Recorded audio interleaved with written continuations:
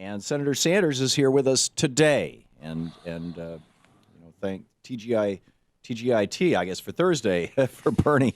Senator Sanders, welcome. Good to be with you, Tom. Thank you for showing up with us a day early, sir. I really appreciate it. Your take on what's going on in D.C. right now? Well, there's a lot that's going on, and clearly there's a lot of focus on ISIS, and there's a lot of focus on a piece of legislation right now on the floor dealing with this disastrous Supreme Court Citizens United decision. So let me just say a word about ISIS, and one of the points that I've been making lately. Look, there is no doubt that ISIS is a brutal and very dangerous organization that has already taken over large swaths of land in Iraq and Syria, and that they have got to be opposed. It is my very strong view that the United States cannot do this alone, must not do it alone, that we have got to learn the lesson, painful lesson, of the Bush-Cheney wars in Iraq and Afghanistan, that for a start there needs to be an international coalition involved. And second of all, at the end of the day, it will be the people of Iraq and Syria who will ultimately make the decisions. I think it is appropriate for the United States to train moderate forces in Syria, and I think it is appropriate for the president, along with an international coalition, to be involved in airstrikes. But I am adamantly opposed to the United States sending combat ground troops into action. We have been at war now for 12 years and have significantly ignored the enormous problems facing working families in this country. And one of my concerns, Tom, and it has a lot to do with media and the nature of Congress, is that at a time when we have a collapsing middle class and more people living in poverty than any time in the history of this country, when real unemployment is 12%, youth unemployment is 20%, when 40 million people still have no health insurance in this country, and we have more income and wealth inequality than any other country on earth, and that situation is getting worse, it is so easy to take our focus off of the problems facing working families, because frankly, here in Washington, D.C., you have so many folks who are elected who really take their orders from the billionaire class, from their campaign contributors, and really don't have much allegiance to the working families of this country. It's very easy to forget those issues. Oh my goodness, we have a crisis in the Middle East again, and we got to prepare for war and all that stuff. Well, I think ISIS is a serious issue, and I think we do have to address it. But what I worry very, very much is that we're going to lose focus on the very, very pressing issues facing so many of our people. It's hard to keep focus under the best of circumstances, but now with all this talk about war and so forth, we can lose that focus. So to my mind, we have got to continue to fight for a major jobs program in this country to rebuild our crumbling infrastructure. I know it's not as sexy as fighting ISIS, but it could put millions of people back to work who desperately need work, pretty important to working families in this country. We've got to raise the minimum wage to a living wage.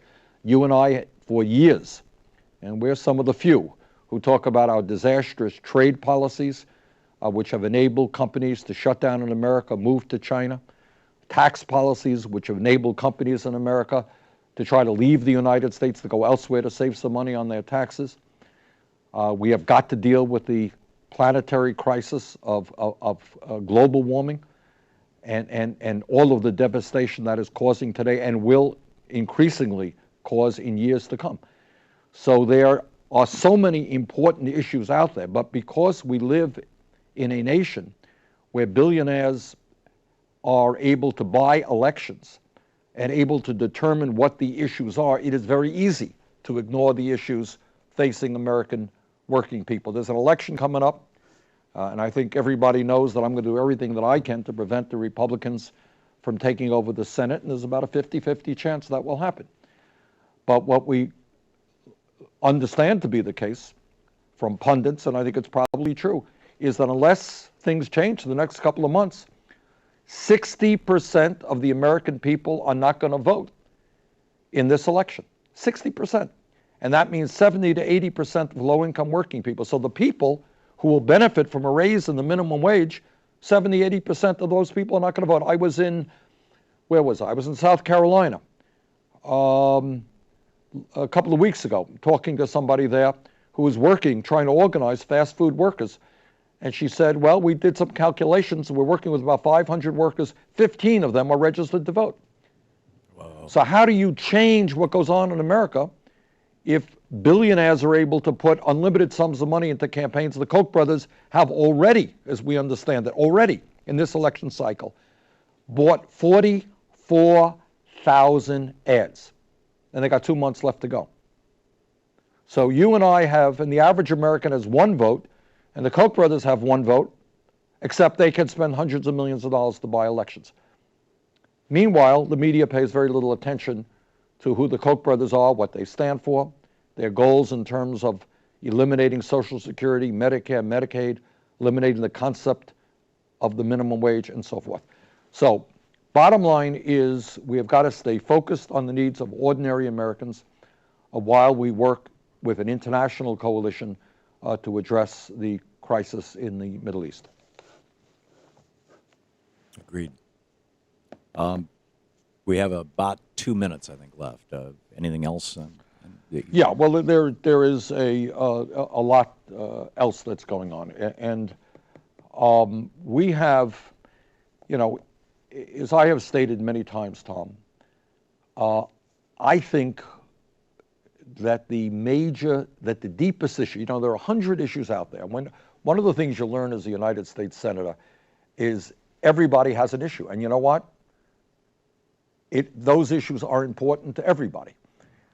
But at the end of the day, if you were to ask me in this country what the fundamental issue is, the real issue to my mind, most important issue, is whether or not this country moves in the direction of becoming an oligarchic form of society, or whether or not we expand the middle class, and whether or not we strengthen our democratic foundation so that one person, one vote is the dominant political force in this country. And what I mean by that is right now, in terms of distribution of wealth, you have a situation where the top 1% owns 37% of the wealth, the bottom 60% own 1.7%. So you have an unbelievably obscene, immoral distribution of wealth. And then that translates to politics because this top 1% is then spending hundreds and hundreds and hundreds of millions of dollars to buy candidates who will support their agenda to make the rich even richer. So distribution of wealth becomes a political issue. It is also, of course, an economic issue. That is the issue that we need to address. Senator Bernie Sanders with us a day early. It's Thursday here on the Thom Hartmann Program. We're doing our Brunch with Bernie hour now so that you can call in and ask your questions of Senator Sanders in this national town hall meeting. We'll be right back with your calls for Senator Sanders in just a moment. This is the Thom Hartmann Program. And be sure to check out Bernie's website, sanders.senate.gov, and you can also easily track him down over on Facebook and on Twitter.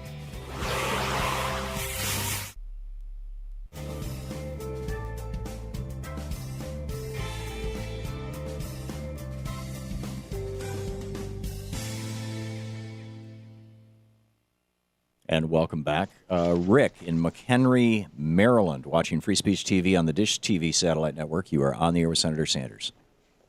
Senator Sanders, I got to listen to your position on the ISIS problem we currently have on C-SPAN this morning. And it followed every liberal that I've been watching and listening to for the past few weeks on this subject, that in Ukraine. And it really wanted to make me tear my hair out when I heard you come up with the same rhetoric that these other liberals have. Let's continue to go to war. Let's continue to drop bombs on people. Let's continue to spend our hard-earned money in a place where we don't belong. I'm ashamed of you. Well, Rick, let me respond to that. and thank you for your comments, and I appreciate it. I opposed the war in Iraq, and in fact, I opposed the very first Gulf War. I'm not a great fan of war, so I don't want you to characterize me as a great fan of war, but when you say, you know, there are places in the world where we should not be involved, well, I don't know. If you have folks who are incredibly brutal, who are currently killing people right and left who do not agree with them, who certainly will do everything they can to attack the United States and Europe, who now have perhaps, if not stopped, the capacity of taking over Iraq and maybe Syria, and to say, well, there's nothing that we can or should do about it. Now, my view is, as somebody who fought as hard as I could against the Bush-Cheney war in Iraq, that A, I don't want ground troops going into that morass, and I fear very much what some people want is literally perpetual war, where our kids and grandchildren are going to be there forever. But Rick, all that I would say to you, I really do appreciate where you're coming from, but I got to say that I think the issue is a little bit more complicated, and to say that we should do nothing, I don't think that that is sensible policy. So I believe that it cannot be the United States alone, that it must be an international coalition, that the ground fighting has got to be done by Iraqis and Syrians themselves. But do I support airstrikes, which have already played a pretty good role? Yeah, I do. Do I support the United States helping to train some of the moderate forces in Syria? I do. So I appreciate where you're coming from, Rick. I really do. But I think sometimes in this world, you simply cannot turn your backs on what's going on. We have 25 seconds, Senator, to the break. Well, let me just pick up on Rick's point, because, it's a heartfelt position, and others feel that way. The danger, and kind of what I tried to suggest earlier in the program, is there are some people in Congress, and it certainly is not me, who see war as part of what we do. There are kids who are 12 years old today who have never known anything but war in this country. And there are some who want to continue that indefinitely. That is most certainly not my position. We'll be back with Senator Bernie Sanders taking your questions in Brunch with Bernie here on the Thom Hartmann Program. It's 20 minutes past the hour.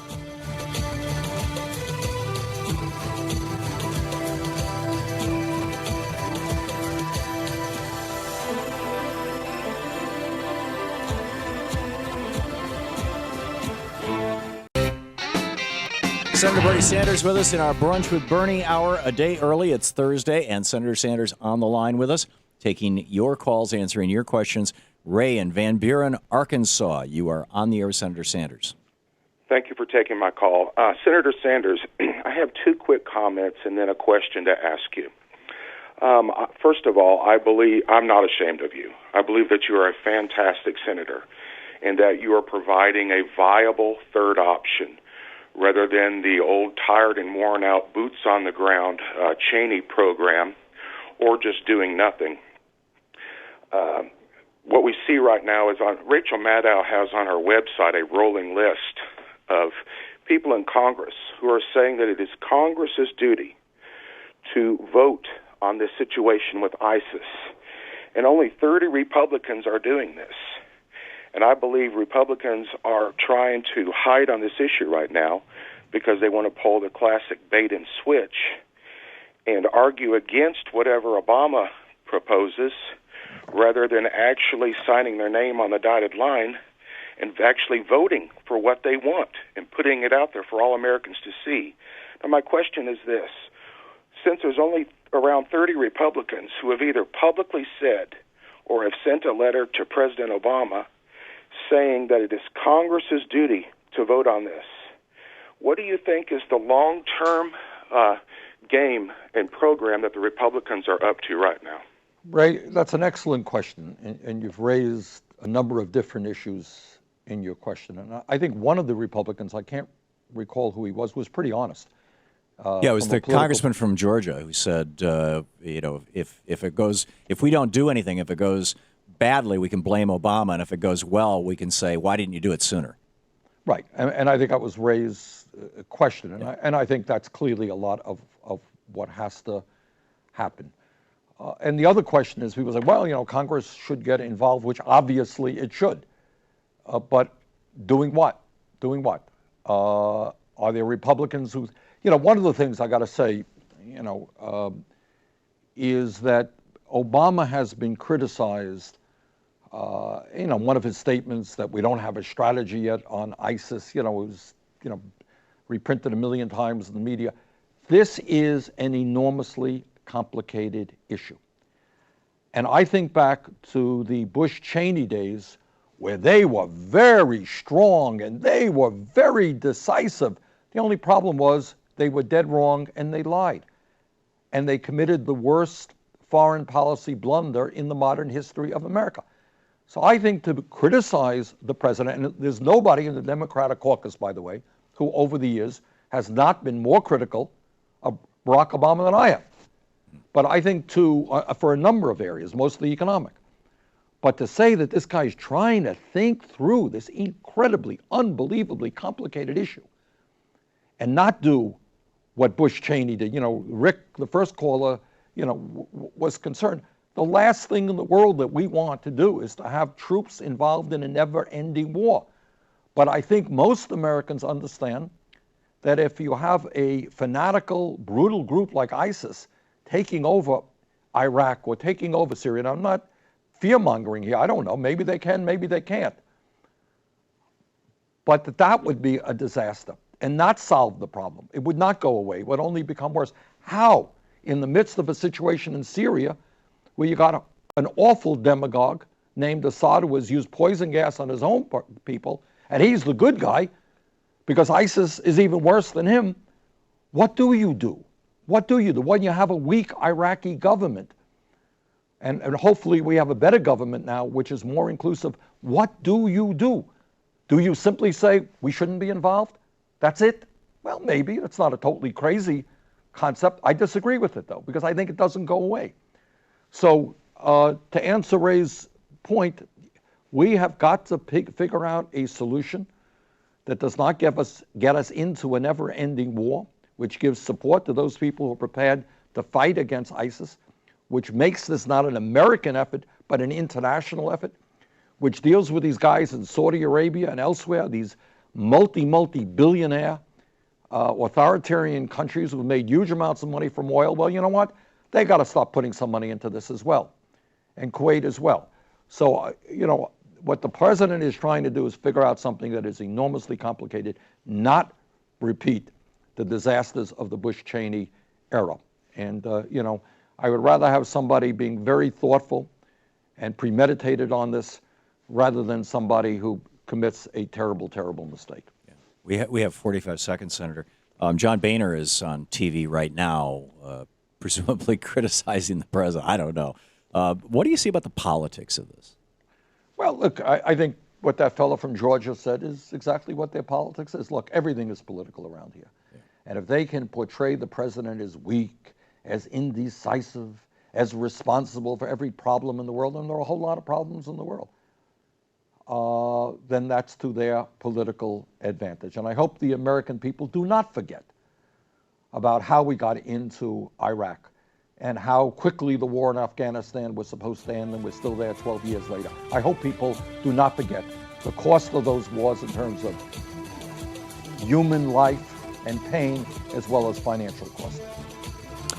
Thank you. We will be back with more of your questions for Senator Sanders in our National Town Hall meeting, Brunch with Bernie, a day early here on Thursday on the Thom Hartmann Program. We'll be right back with more of your calls for Senator Sanders. Stick around.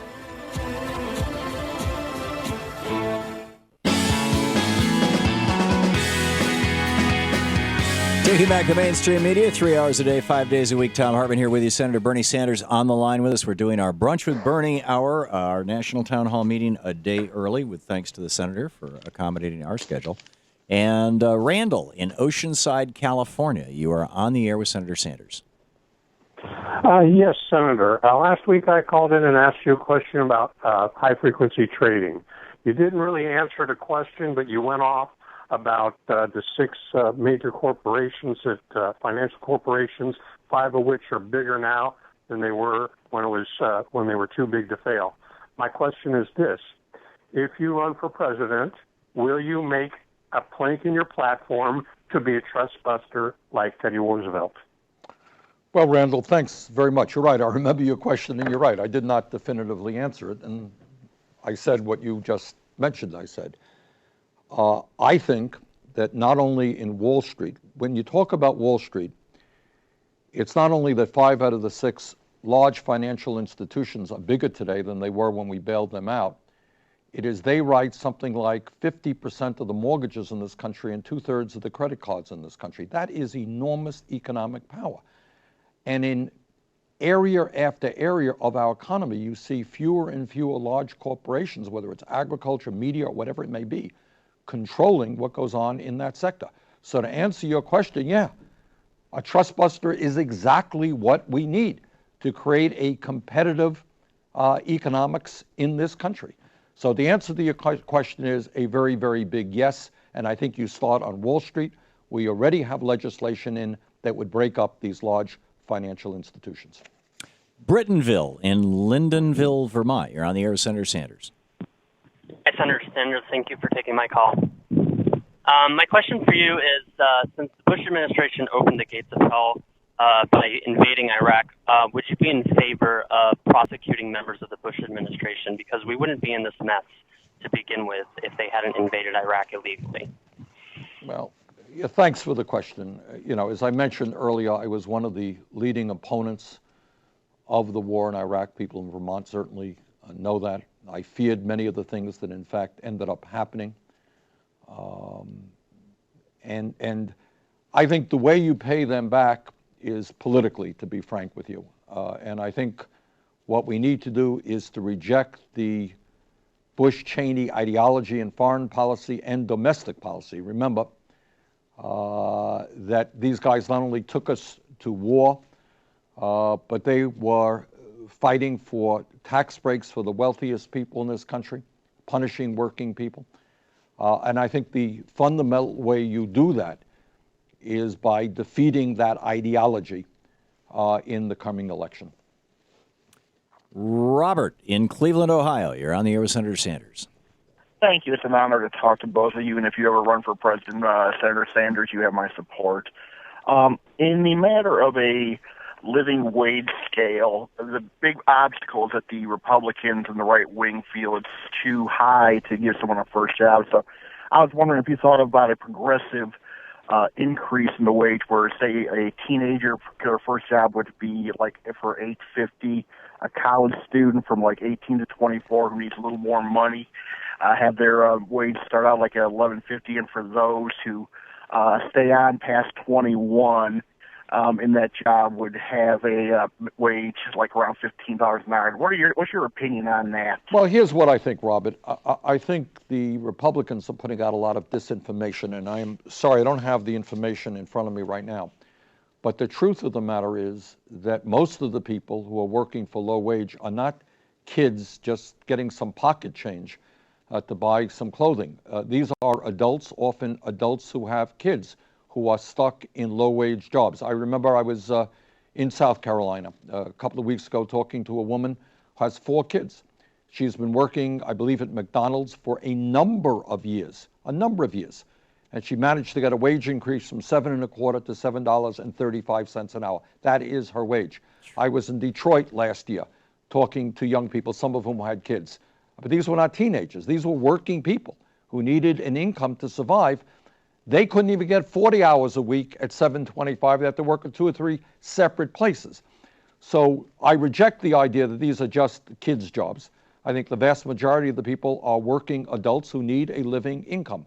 What we're trying to do now is at least raise the minimum wage to $10.10 an hour, which would take about 28 million Americans out of poverty, because it's, that means if you're making $9 an hour, your wages are going to go up. If you're making $10 an hour, your wages are going to go up. So the estimate is about 28 million Americans will be taken out of poverty. Now, why is this a good thing above and beyond improving the wages of those 28 million people?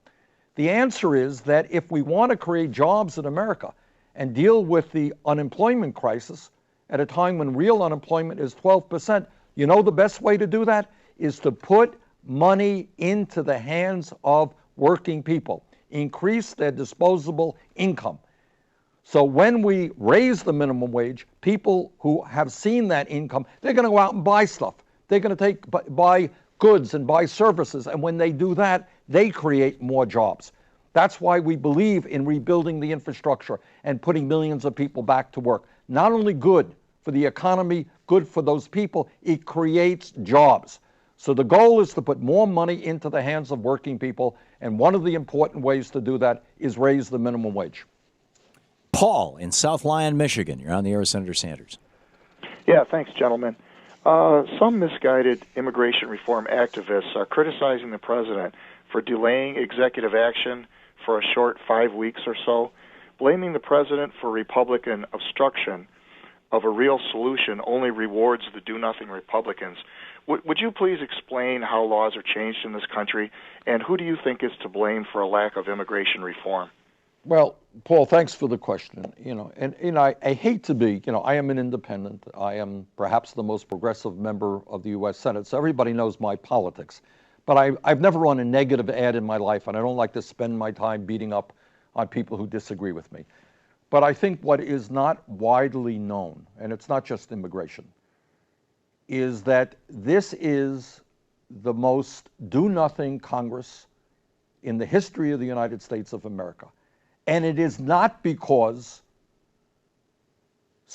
it is not because there are a lack of issues or a lack of desire on many of our parts to pass important legislation. I was very proud as chairman of the Senate Veterans Committee to pass one of the only significant pieces of legislation passed in the last couple of years. We did manage to get Republican support for that. But if you look at all the issues out there, right now, it's not just immigration reform, but it is. We passed immigration reform here in the Senate. Has it been taken up in the House? No, it has not. Right now, we have the votes. A majority of members of the Senate want to raise the minimum wage. Do we have any Republican support for that? Virtually none. Right now, literally today, on the floor of the Senate, there maybe is the most important issue facing this country, and that is campaign finance reform and the need to overturn Citizens United. We need 67 votes for a constitutional amendment. Do we have any Republican support? Maybe, but I don't know of any at this point.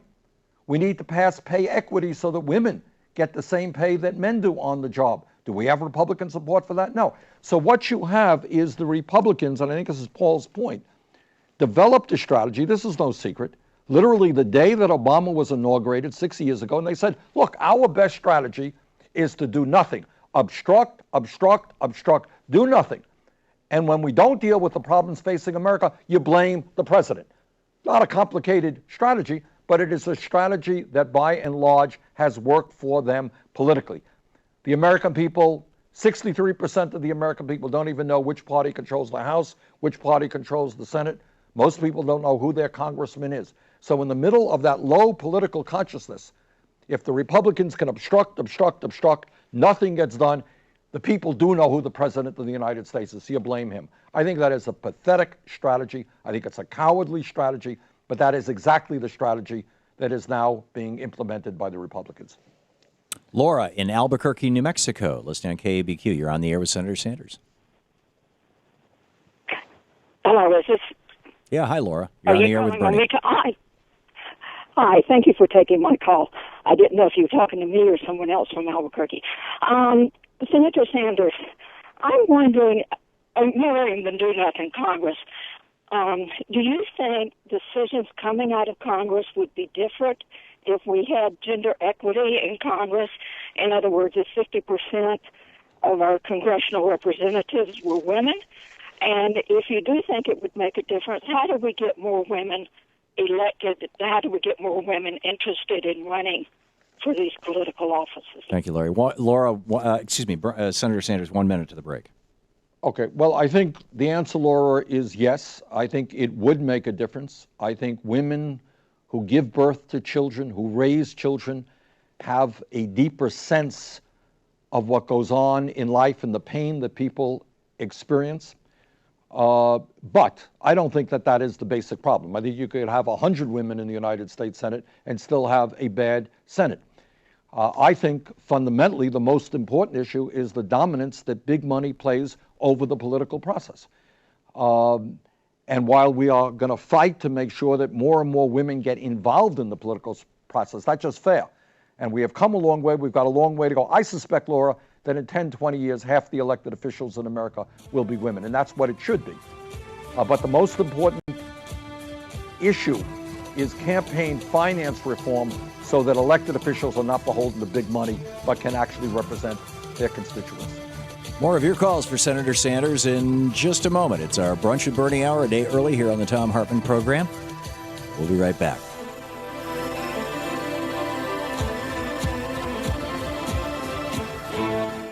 You're listening to the Thom Hartmann Program. Visit ThomHartmann.com for audio and video archives. And check out Senator Sanders' website at sanders.senate.gov, and you can easily track him down over on Facebook and Twitter as well.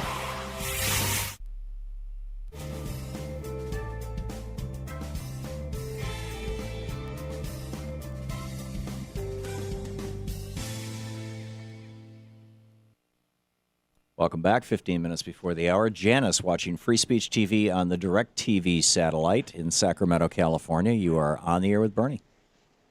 Yes. Thank you, Senator Sanders, for all that you've done for us. I'm a veteran of the U.S. Navy, and I'm speaking for myself and other veterans on the USS Acadia, and I'm going back to the war in the Middle East, and this was back in 1987. Our ship was had to go through the Straits of Hormuz to repair the USS Stark that was hit by an Iraqi missile. And because women on Navy ships at the time were not allowed in combat zone or hazardous duty zones, the order came down from President Reagan. And the whole time we were working on the Stark, in which we faced F-14s, Iranian F-14s, locked and loaded on our ship. We were in combat. But when we were in the Persian Gulf, every member of our ship, 1,300 of us, 300 women and men, were not paid combat pay or hazardous duty pay, whereas every other ship in Bahrain at the time, and I think there were USS Stark, of course, and 4 other ships parked alongside were paid hazardous duty and combat pay. And now I want to know if the United States will treat their veterans right and do right by us and give us back pay for that time, that 30 days that we were, and you have no idea what we experienced on a ship that was hit by Exocet missiles. It is the most... well, I can't even talk about it. So that is my question. Senator? Okay, Janice, first of all, thank you for the question and thank you for your service to our country, and I can imagine what you went through. We're talking about the U.S. Acadia 1987. USS Stark is the ship she was on after the Acadia was hit. Oh, I'm sorry, U.S. Stark, okay. Janice, I will inquire about that this afternoon. Thank you very much. And Janice, Kathleen in Council Bluffs, Iowa, watching Free Speech TV on the Dish Satellite Network. You're on the air with Senator Sanders. Yes, it's Kathleen. Yes, Kathleen, you're on the air. Hi, Bernie. I'd vote for you in a second. But anyway, Congress, when they passed giving tax breaks to companies that moved out of the country, how dumb is that? You know, I just wonder about our Congress. They're just not... You know, they're just not very intelligent, some of them. You know, Kathleen, it is a dumb act, but it is not because people are dumb. The decisions made in Congress, by and large, reflect the interests of the largest corporations and the wealthiest people. When NAFTA was passed, when CAFTA was passed, when permanent normal trade relations with China was passed, and I voted against all of those things, you had corporate America, you had the leading newspapers of America, all pushing for this unfettered free trade. The average American understood that it was not going to be good for our people to give corporations the opportunity to move to China, hire people there for $1 an hour, and then bring their products back in this country. And the result is that we have shut down tens of thousands of factories and lost millions of jobs. But that is what corporate America wanted, and that's what they got. We'll be back with more of your questions for Senator Sanders right after this. It's 10 minutes before the hour here on the Thom Hartmann Program.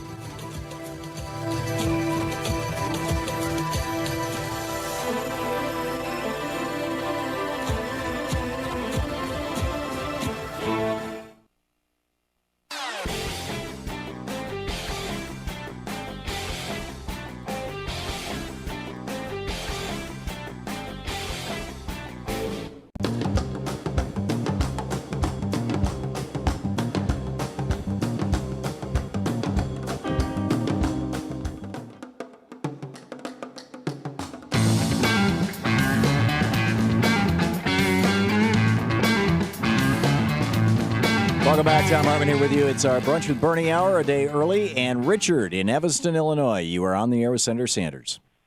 Good afternoon. Full disclosure, I've sent money to you, and I saw you at Tommy and Evans in Evanston. So that was a great meeting. Thanks for coming out, Richard. Yeah, I enjoyed it very much. A lot of people were there. My question is the discussion about the do-nothing Congress and the obstructionism. You always hear from the other side, the Republicans, that where everybody does it, and it seems like people swallow that, and I guess I wanted to hear what you have to say about it. I mean, I would imagine there's an ounce of truth in what they say and a ton of lies, but you're a fair person, I think, and I think, in order for this to ring true with people, they really got to stop listening to mainstream media saying, well, they all do it, and glossing over what these people have done or are doing currently. Yeah, well, Richard, thank you very much. I mean, I think your question is right on. There is an ounce of truth in it. One would be a hypocrite to suggest that, and again, I speak as an independent, that Democrats have never obstructed. Of course they have. But what Republicans do always is take it to an entirely different level. A number of months ago, just as an example, before we finally got through a major piece of veterans legislation, which was passed and signed by the president, I brought forth another piece. And I thought we had all the veterans organizations, the American people behind it. Clearly we can get this thing passed. And I could only get 56 votes in the Senate because for a variety of reasons, Republicans filibustered it. It used to be that you use the filibuster only on extraordinary circumstances, unusual circumstances. Now it is every day. Every day, every significant piece of legislation requires 60 votes. Well, you know what? You can't get anything done under those circumstances. And in the House, on major issue after major issue, they don't even take them up. So Richard is right. I mean, the Republicans haven't invented obstructionism. They have taken it to an entirely different level. And it's just the same thing as gerrymandering. Gerrymandering has, voting districts have been with us for a couple of hundred years. But the Republicans, again, have taken that to an entirely new level, creating the weirdest districts in the world to make sure that they can elect or re-elect their members. So, Richard is right. Republicans didn't invent these things, but they've taken it all to a level that we have never seen before. Candace in Salem, West Virginia. You're on the air with Senator Sanders. Hey, good afternoon, Senator Sanders and Tom. I just wanted to know, Senator, is this going to help if we implement a third party into play? And that would hopefully stop the deterioration of our government and our planet. And I just see a slower death if the Democrats are in play, and just a little faster, of course, with the Republicans. And I'll just listen to your answer. Thank you. Well, you raise a question where there is a lot of disagreement in the progressive community. I think there is a general consensus that today we have a Republican Party that has moved from being a center-right party to a right-wing extremist party. I think there is general acknowledgement that the Democratic Party has moved from being a center-left party, which had its support among the working class in this country, to a centrist party heavily financed by corporate America as well, which leaves a huge vacuum. The political question that you raise is, in today, given political consciousness, is it possible to build a strong, independent, progressive movement? When I was mayor of a small city, the city of Burlington, Vermont, we did that. And by the time I left, I think we had 6 out of 13 members of the city council who were affiliated with our movement when I was mayor. Right now in Vermont, we have probably more progressives, third-party progressives, in the state legislature, I suspect, than any state in the country. But I think to answer the question, can you do it nationally? It's pretty tough. It is pretty tough. Can you do it in a given city? Maybe. Can you do it in a congressional district? Perhaps. One thing that we do know for sure is that there is more and more frustration with the two-party system than we have seen for a very long time, maybe forever, that more and more people, when they fill out their forms, choose not to be parts of the Democratic or Republican Party. Often they choose to be independents. So you ask a good question, and I don't know that there's a magical answer to it. It may be true that you could build third parties here and there and elsewhere, and not nationally, and maybe at some point that takes hold. But that's kind of, I think, where we are today.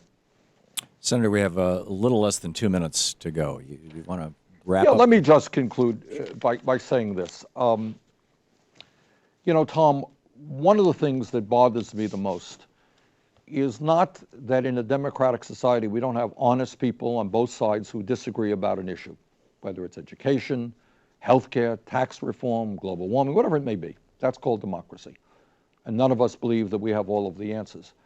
What really bothers me most is that on the most important issues facing this country, I think the media does us an enormous disservice by not allowing that debate to take place, not allowing real discussion to focus on the issues that most people are concerned about.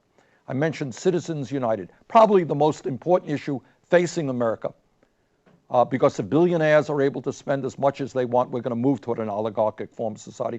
Relatively little media discussion on the significance of what we're debating right now on the floor of the United States Senate. The need for jobs. You ask the American people, what is the most important issue impacting you? And you know what people say? We need jobs. You talk to people about wages. We need to raise the minimum wage. You talk about education. People are saying, I can't afford to send my kids to college. Or when they get out of college, they're saddled with these terrible debts. People want to hear a discussion, different ideas as to how we address those issues. And sadly enough, I don't think we're having that conversation. So we have got to drive that debate. You can't wait for the media to do it. Senator, thanks so much for being with us today. Thank you, Tom. It's always Senator Bernie Sanders. Be sure to check out his website at sanders.senate.gov and check out his Facebook page and his Twitter feed.